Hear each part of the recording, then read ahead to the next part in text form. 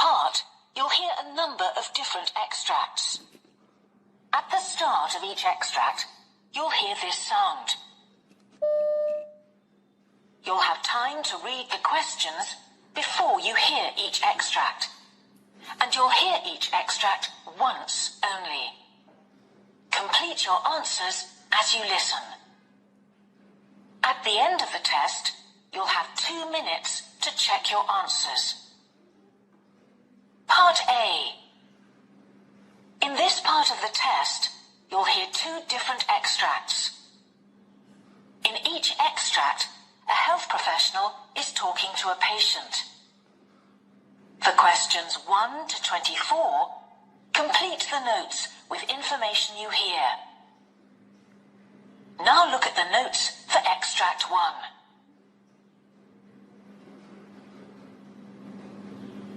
Extract 1. Questions 1 to 12.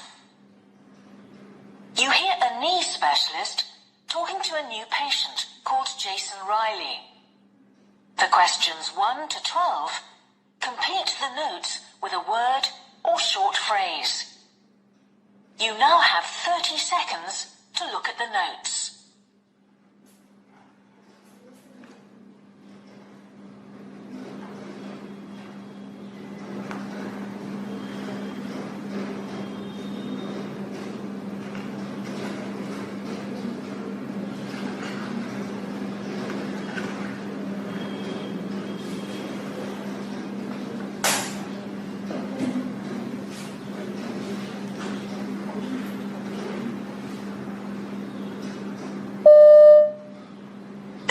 Mr. Riley, you've been referred to me because of a problem with your knee. Is that correct?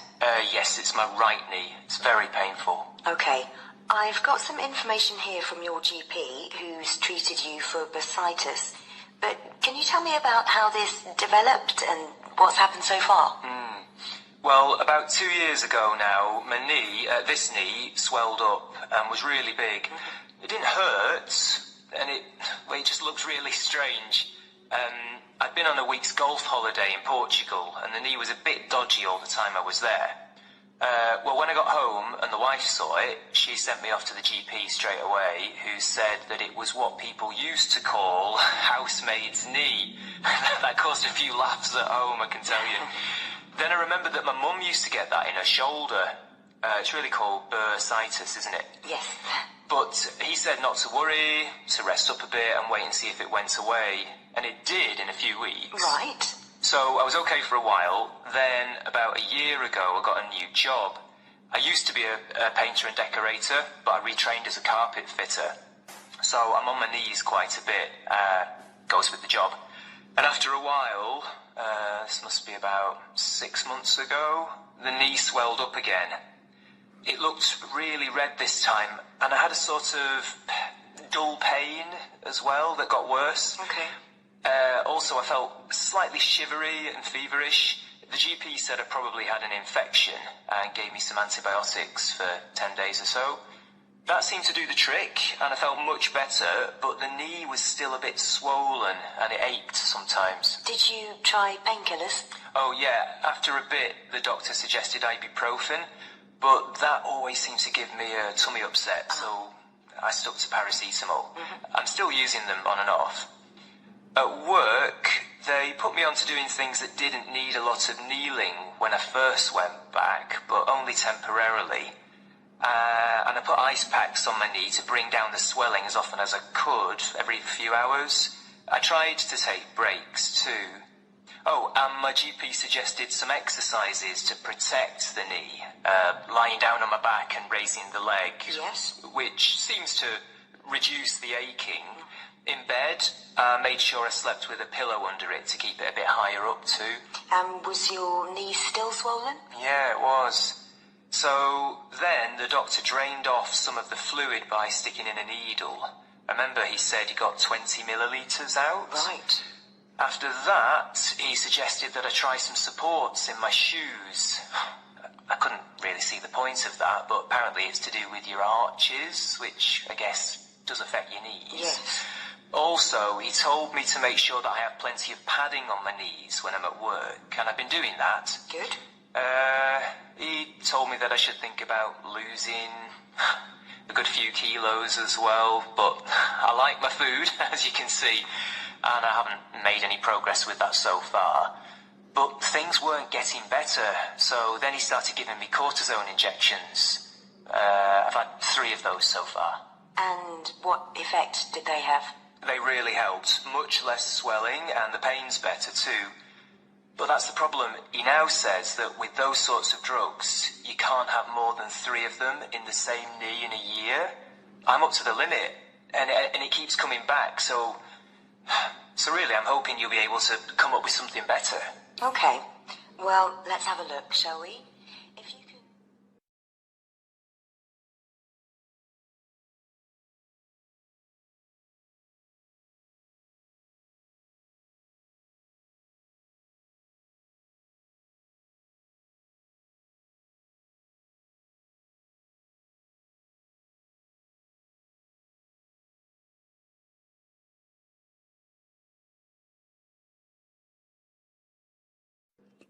Questions 13 to 24.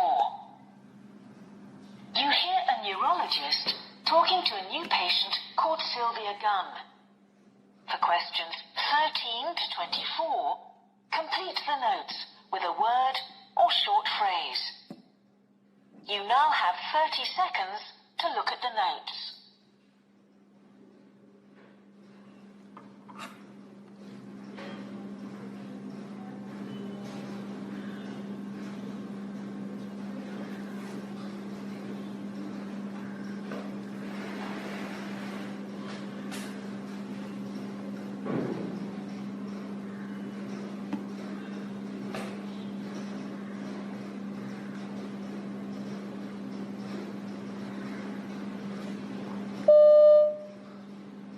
Mrs. Gunn, you've been referred to me because of some pain in your face. Now, I've got some notes from your GP, but perhaps you can tell me in your own words about the pain, when it started, and what's happened since?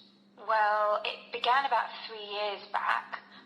Out of the blue, I got this terrible shooting pain in a back tooth. I've never felt anything like it before in my life. See, it was a tooth I'd had a nasty abscess on a few years before, and I assumed that it had got infected again. Anyway, I went off to the dentist as soon as I could get an appointment. So he did some x-rays, but he couldn't find anything wrong, which was very strange.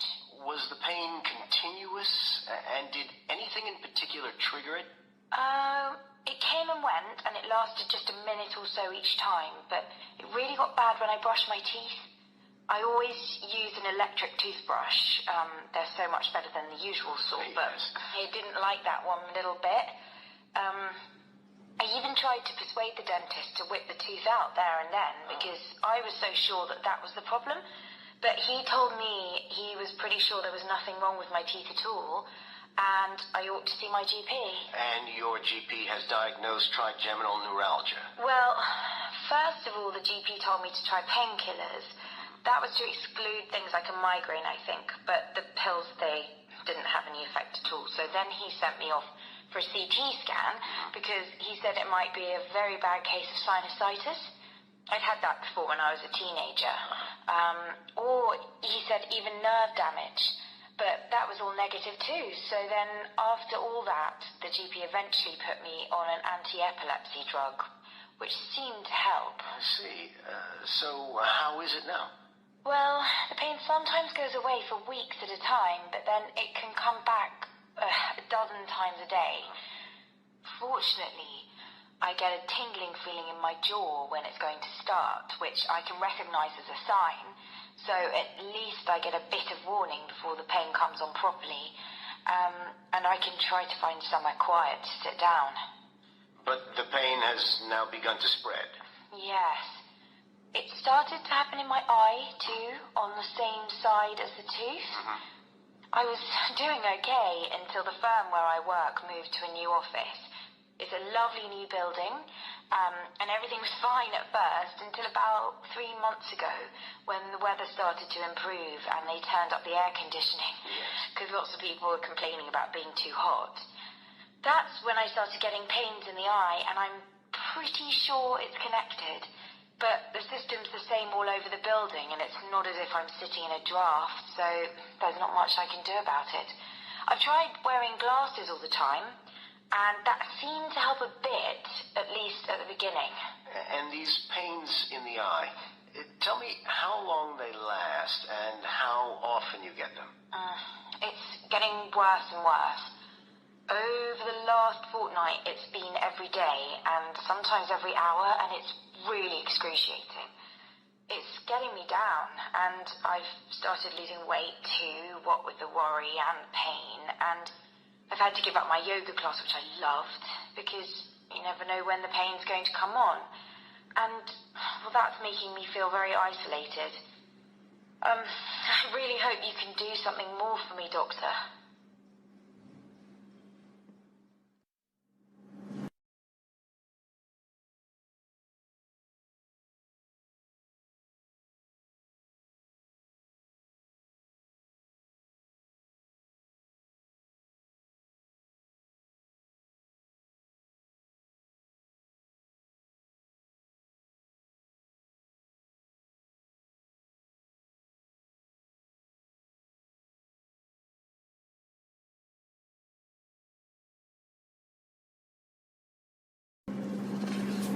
Part B. In this part of the test, you'll hear 6 different extracts. In each extract, you'll hear people talking in a different healthcare setting. For questions 25 to 30, choose the answer A, B, or C, which fits best, according to what you hear. You'll have time to read each question before you listen. Complete your answers as you listen. Now look at question 25. You hear 2 nurses conducting a patient handover. Now read the question.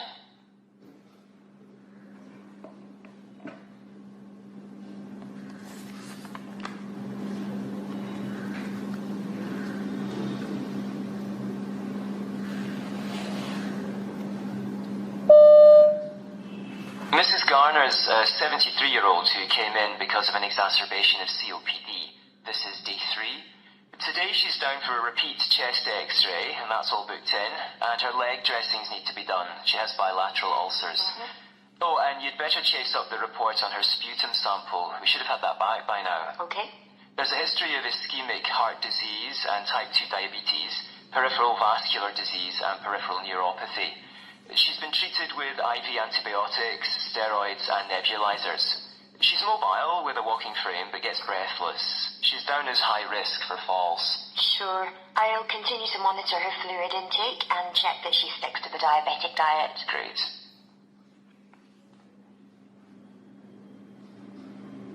Question 26. You hear a GP talking to a patient. Now read the question.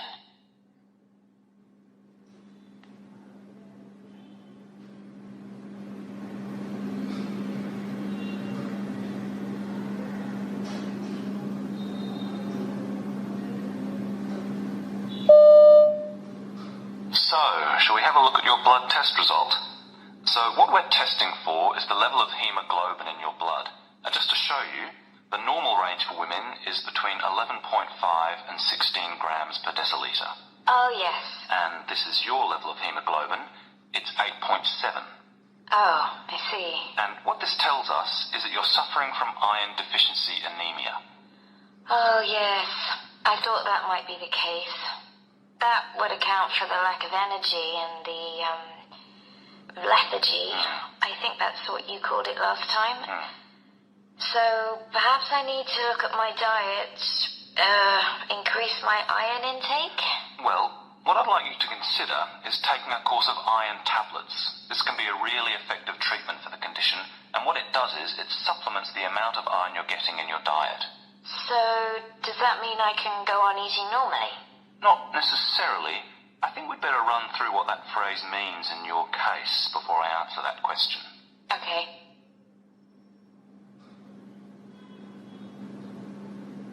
Question 27. You hear a senior nurse briefing a colleague about working in the recovery room. Now read the question.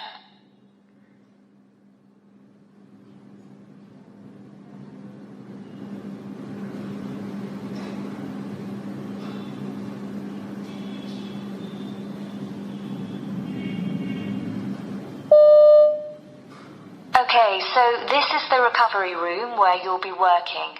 Patients come here directly from theatre. It's their first stage recovery before going back to the ward.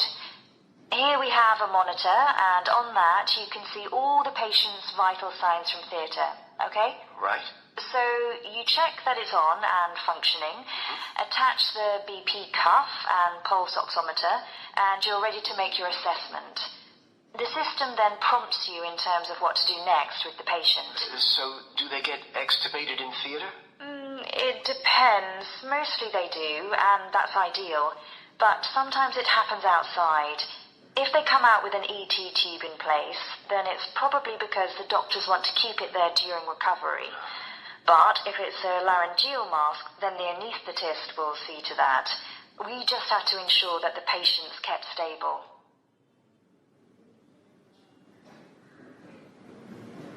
Question 28. You hear a dentist talking to a patient. Now read the question.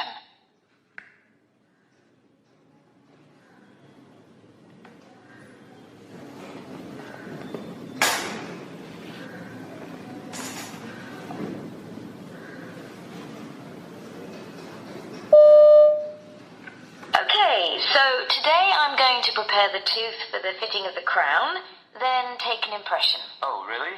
I thought I was having the tooth filled. Have I got the wrong end of the stick then? Okay, well, if you remember, last time you were here, we discussed the various options for the tooth because there's already a big filling in it that's fractured. Yeah, and I thought you said you'd be replacing the metal filling with a tooth-coloured filling made out of some sort of composite material. Oh, yes, I see.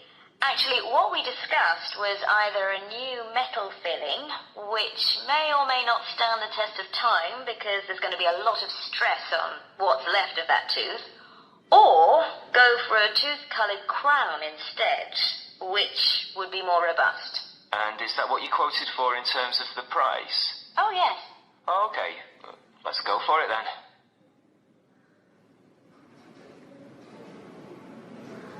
Question 29.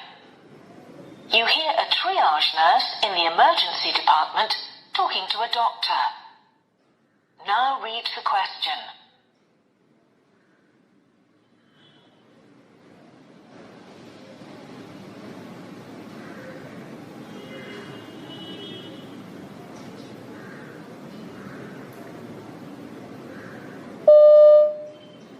Excuse me, Doctor. I'm getting concerned about one of the patients I've triaged this evening. He came in with pain in his right shoulder going down the arm, and I put him down for an ECG and blood work. But he's now saying he feels feverish, and he's asking me how long it's going to be before you can see him. I see. How long's he been waiting? Around half an hour. The thing is, he's got an infected wound on his leg. Says he's had it for a while, and it doesn't seem to want to heal. He didn't tell me about this initially. I've looked at the wound, and there's clearly inflammation and some discharge. But what's worrying me is that his speech is getting rather slurred, so I'm concerned that it might be sepsis. I think we should move him up the list. Okay. Thanks for flagging this up. I'll take a look at him straight away.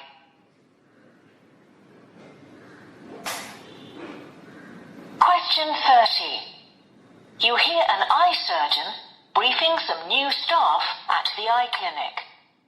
Now read the question.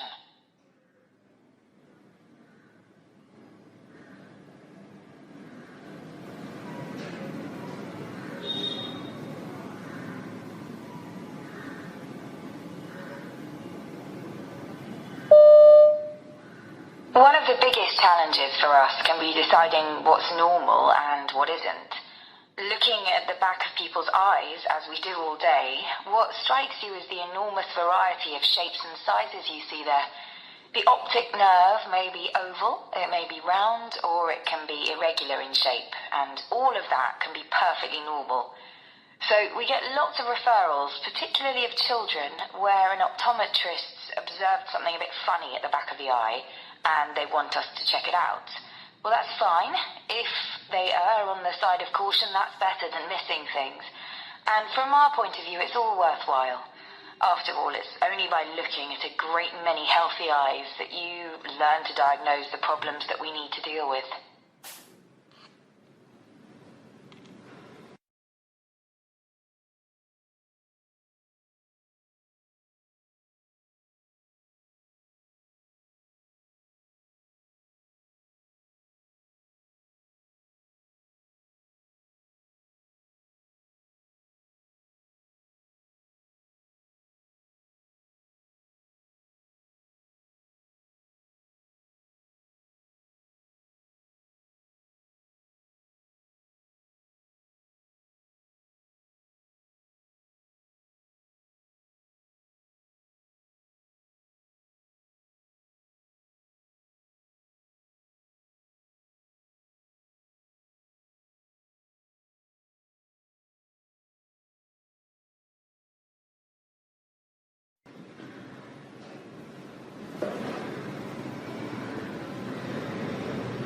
That is the end of Part B. Now look at Part C.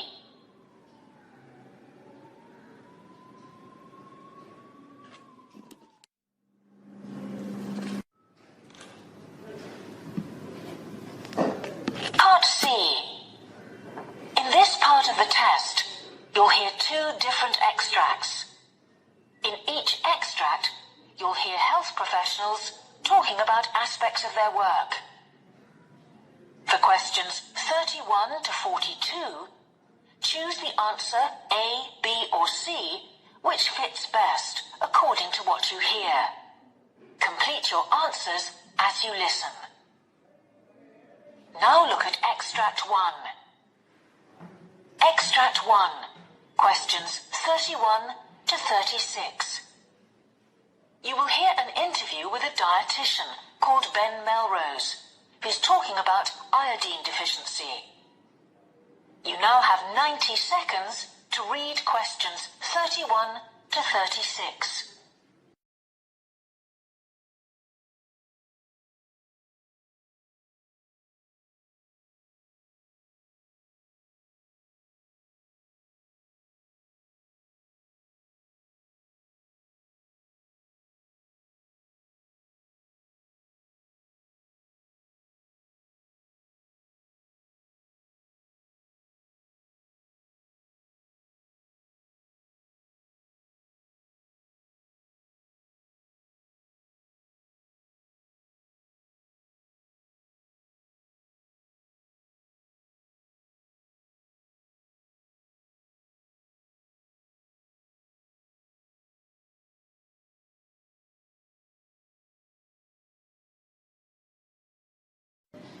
My guest today is a dietitian called Ben Melrose, and today we're going to be talking about iodine deficiency and some of the medical consequences of that. Ben, iodine is a trace element that's found in many foods. Why do some people not get enough? Well, in some parts of the world, this is an endemic problem. And it's not a question of dietary choice. We get iodine from various sources, like there's iodine in eggs and dairy foods. But by far the biggest source is the ocean. Fish that live in salt water and plants that grow in that environment are our main source of iodine. So we see relatively few cases of deficiency in Europe, for example, because such foods are plentiful there. But elsewhere, typically in the middle of large continents, it's a different story. There, people simply don't have access to sources of natural iodine. Obviously, poorer people in those regions are most likely to suffer deficiencies, but everyone's affected to some degree. And the consequences of iodine deficiency can be quite serious, I imagine. Yes, classic symptoms are things like muscular weakness, not being able to focus on the task in hand, and also a tendency to feel cold even in hot weather. But the most widely reported symptom is actually a feeling of constant tiredness. Oh. Of course, there are tests that can determine the level of iodine in the body, and 150 micrograms is regarded as the minimum daily intake needed to avoid symptoms. And there are related conditions. A typical one is an enlarged thyroid, what's often called a goiter. So you've worked in South America then, where I think it's quite common to see patients with a goiter. That's right. The case of one of my own patients illustrates this very well. Let's call her Mirabelle. Mirabelle's a middle-aged woman whose home is high up in the Andes Mountains. She lived in Europe for a number of years, where she enjoyed a varied diet and good health. When she and her husband went back to their native country, however, they returned to a remote region and tended to revert to the local cuisine, which is lacking in iodine. As they hadn't suffered any of the symptoms of iodine deficiency before they left for Europe, they didn't feel any particular need to worry about their diet now. But I believe she developed a goiter. Well, what happened was she started to have problems sleeping. She'd wake up in the middle of the night with discomfort in her legs, and then she started to get a sore throat. At first she assumed it was flu, but the symptoms persisted. Then one day she noticed a slight swelling on her neck. At first she couldn't believe it. The family were eating lots of river fish and fruit, so a diet that was healthy enough in many ways, but crucially lacking in iodine. Knowing this, she'd been taking multivitamins since her return, so was initially sceptical until a test confirmed that this was the cause. So, were you able to help Mirabelle? I was able to work out a diet for Mirabelle that made the most of the natural sources of iodine that were available to her. I also encouraged her to eat Brazil nuts. These are a good source of selenium, which actually helps the body to absorb the traces of iodine which are present in other foods. Oh.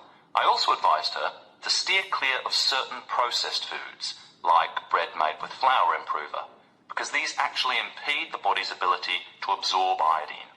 I left it up to her whether or not she continued with the multivitamins. So, what conclusions do you draw from Mirabelle's case? What it made me think was that millions of people on this planet must be existing on the brink of iodine deficiency, and that's a cause for concern. Like Mirabelle, when you're young, the body can cope, but this takes its toll with time. Another thought I had was, did Mirabelle become more susceptible to the effects of iodine deficiency as a result of the iodine-rich diet she'd enjoyed in Europe? I couldn't say, but that certainly seems to warrant further study.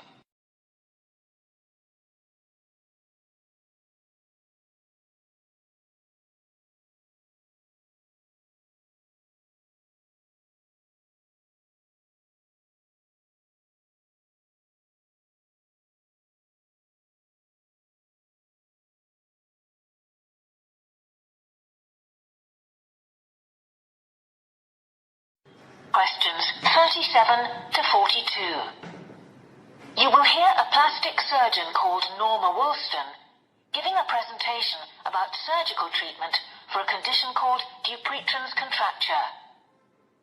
You now have 90 seconds to read questions 37 to 42.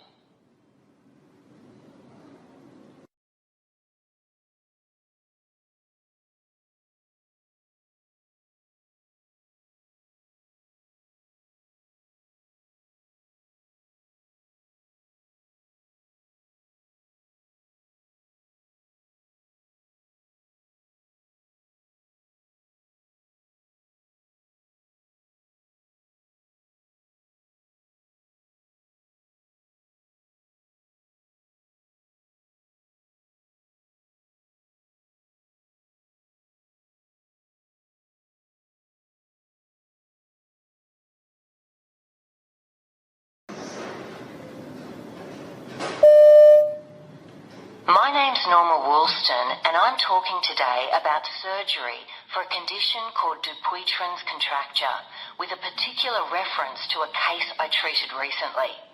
Dupuytren was first described by a French physician of that name in 1834. It's a condition in which one finger becomes increasingly bent in a flexed position. The first sign is a formation of small hard nodules in the palm of the hand, but early diagnosis is relatively unusual because there is no associated discomfort. In its early stages, the condition may respond to steroid injections and physical therapy, but this doesn't necessarily halt its progression. The affected finger often becomes increasingly bent and can no longer be straightened. But patients tend to present with the condition only when manual dexterity is compromised, by which time surgical intervention is indicated. My patient, let's call him Eric, presented with quite an advanced case of Dupuytren's affecting the little finger of his right hand, a relatively common site for the condition. Although a physical examination revealed that he was also developing the first signs in the thumb on the same hand. Eric was then a 61-year-old office worker who used a keyboard regularly. There isn't very much published so far on the causes of the condition or what might exacerbate the symptoms, but the digital age doesn't appear to have resulted in an exponential rise in the number of cases reported. Eric was finding the condition inconvenient and uncomfortable rather than painful. It was becoming tricky shaking hands with people, and holding a pencil was becoming a challenge. Eric didn't recall any family history of Dupuytren's. That's not unusual, but doesn't in itself mean that there was none. Indeed, we know that the condition is often present across the generations of one family. But because patients don't typically develop symptoms until late middle age or later, it often goes undiagnosed or doesn't develop to the point where it requires treatment. Indeed, mild symptoms are often attributed to mild arthritis or the general effects of aging and wear and tear. Nor did Eric report any of the other associated risk factors, such as smoking, diabetes, or low body mass index. It's worth noting, however, that he was of classic Northern European appearance, tall and fair-skinned, and Dupuytren's is known to be much more common amongst Northern Europeans than in other populations. In Eric's case, the condition had progressed to the point where surgery was indicated. It was clear to me that what was required was a fasciotomy to straighten the finger. Eric had some misgivings about this, as he'd heard about less invasive treatment options. But I explained to him that, taking into account the extent of development of the diseased tissue and the specific site, this was the only option, and he agreed to go ahead with the procedure. Fortunately, Eric was generally in good health, was taking no medications for other conditions, and had no concerns or negative history relating to general anaesthetic. This was much the preferred option because, although the surgery isn't lengthy, usually between 30 and 40 minutes, it does call for a complete immobilization of the hand. After the procedure, Eric was using a sling and pillows at night to hold the wound site high up and so prevent a build-up of fluids. I'd explained that wearing a sling when out and about also provides a degree of general protection. It's a remarkably effective way of signalling to other people to keep their distance, as the hand is very sensitive to knocks. But actually, he'd taken plenty of time off work, so this hadn't been a problem for him. Indeed, when I saw Eric at the follow-up appointment, the wound was healing well. His notes showed, however, that the sutures hadn't all fully dissolved after surgery, and that this had been a source of discomfort. Worried that perhaps there was an infection, he'd consulted a nurse, who'd removed them and also taken the opportunity to excise some excess scar tissue, which had formed at the site. I reassured him that this was by no means unusual and wasn't a cause for concern. I was pleased to see that when he returned for the final consultation, Eric's wound had generally healed well.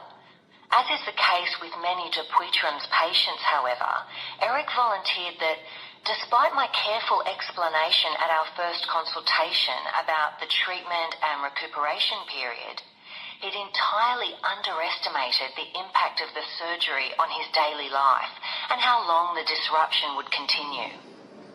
That said, his finger is now much straighter. This treatment for Dupuytren's never completely straightens the finger, nor restores full use, but he'd been aware of that from the outset and had no complaints on that score. So far, apart from the initial indications in his thumb, there is no sign of recurrence, although this is relatively common, especially over time.